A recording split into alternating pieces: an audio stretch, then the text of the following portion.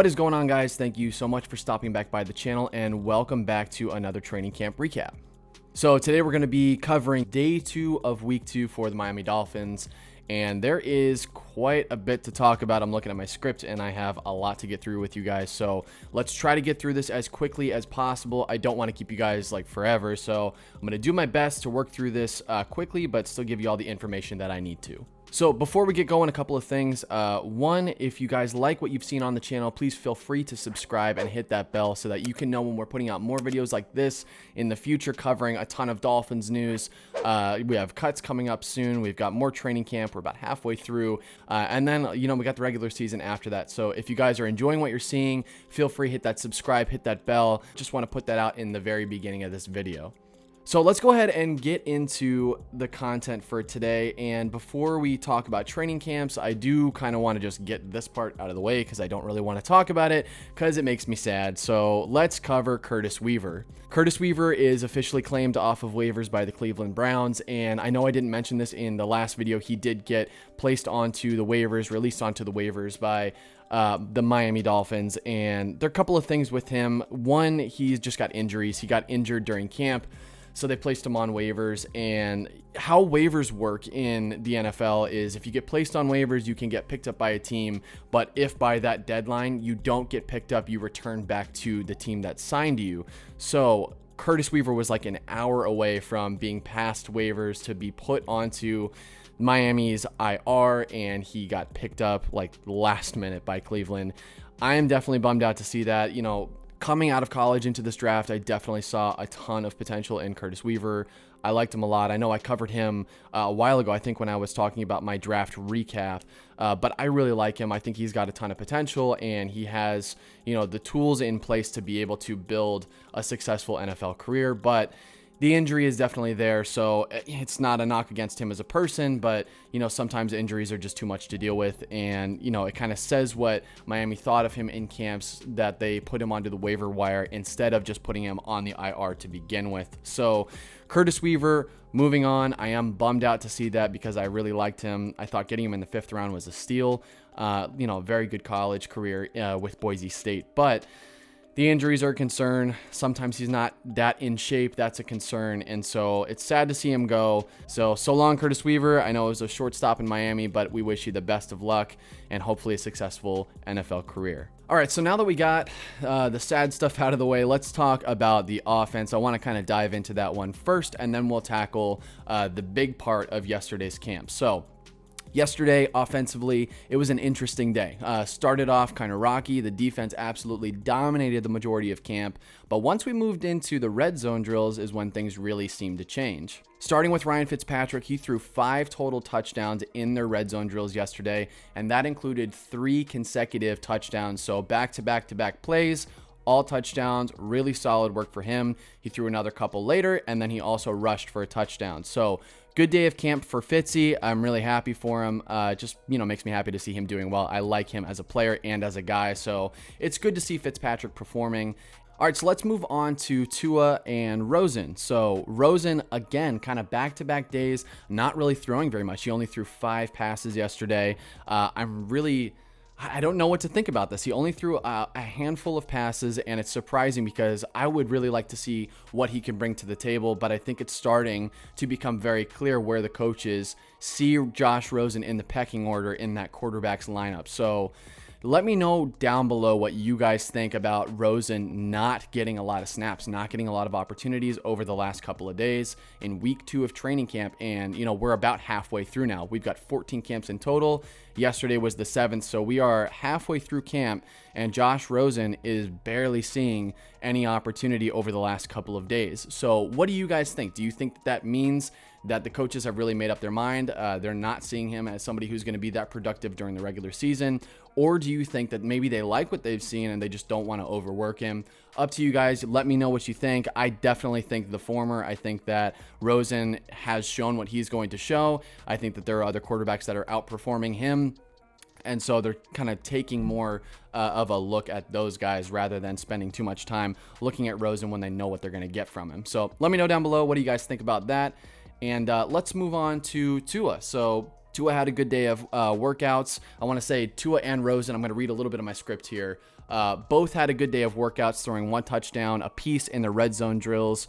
Tua and Fitz both threw a touchdown in the final minutes of practice in the red zone, which left Rosen at the bottom of the pack once again. Tua continues to grow in confidence. That's something that's becoming very, very clear in camp, and that is 100% a great thing to hear if you're a fan of the Dolphins. If you're a fan of football, you just want to see this guy succeed. Tua is really taking a leap forward to being more confident and more comfortable in the offensive system and in the pocket during camps. He's looked really, really good over the last couple of days. That is awesome to see.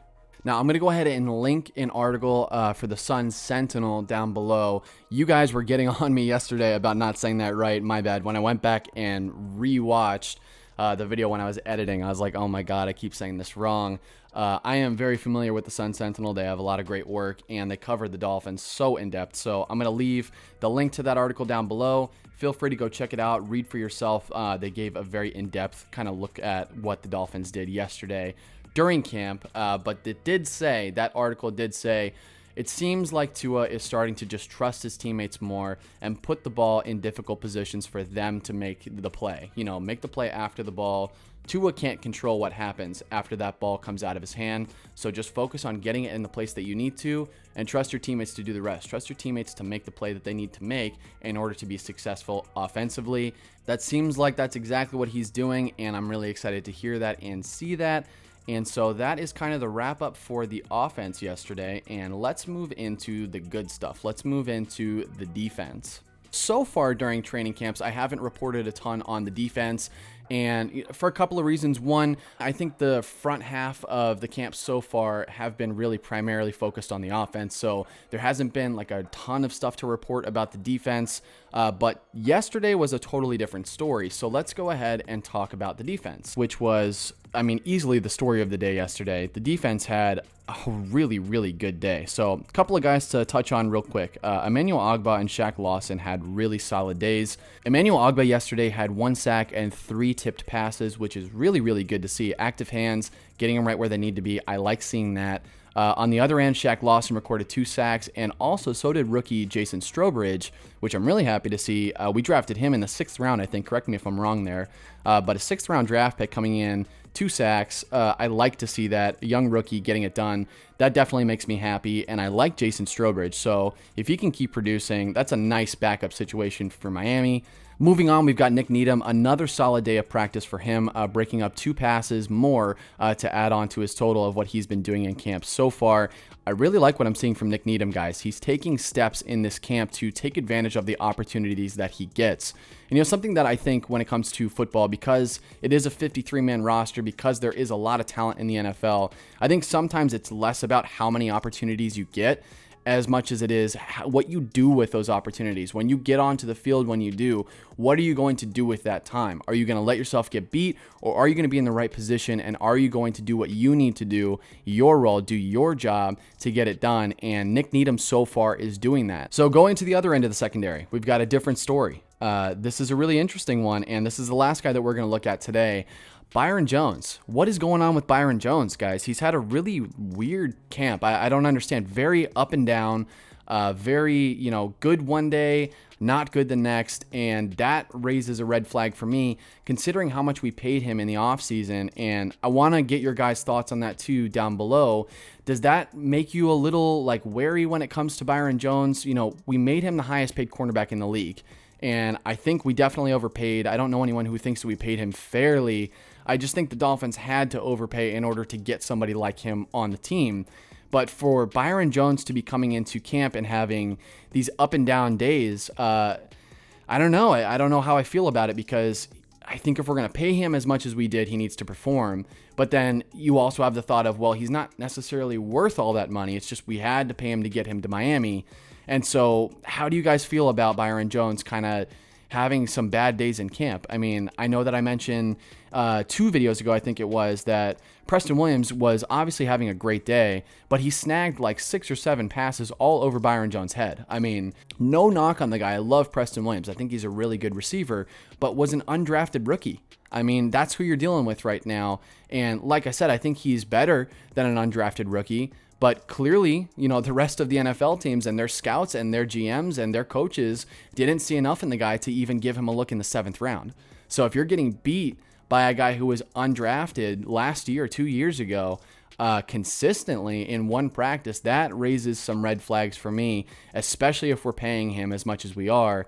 I mean, guys, you got to think this Miami Dolphins secondary is expensive. It is an expensive secondary with him and Xavier Howard. I mean, if you're going to pay these guys the money that we're paying them, you better hope that they're going to perform, because at the end of the day, if they don't, we're throwing money out the window. And so I think that Byron Jones really needs to take some steps forward in camp and really, earn that money. He's got to earn that money. And so far, not a good sign for the highest paid cornerback in the league. But, it is camp, and I would like to know if you guys think, it's not that big of a deal because it's just camps right now. He'll probably be in better shape, in better football form by the regular season, especially with the lack of, preseason, with the, shortened practice times, all that stuff. How do you guys feel about Byron Jones?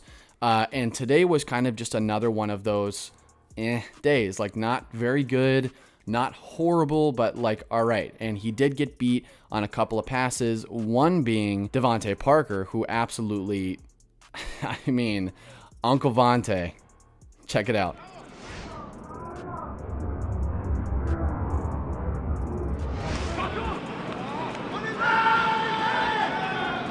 So yeah, Devontae Parker just went full on Uncle Vontae, which is, it's good to see. I'm happy that Devontae Parker is staying in that form. I'm happy to see Devontae Parker continue to perform, because we need that out of him probably more than just about anybody on this football team. It's a good and bad thing to see. It's great to see Devontae Parker doing that, but also kind of bittersweet because I don't want to see him do it against the highest paid cornerback in the league, which we overpaid to get him. So how do you guys feel about that? You let me know down below, and we'll definitely go ahead and talk about it, because I'm really curious to see how you guys feel about Byron Jones and his inconsistent training camps so far.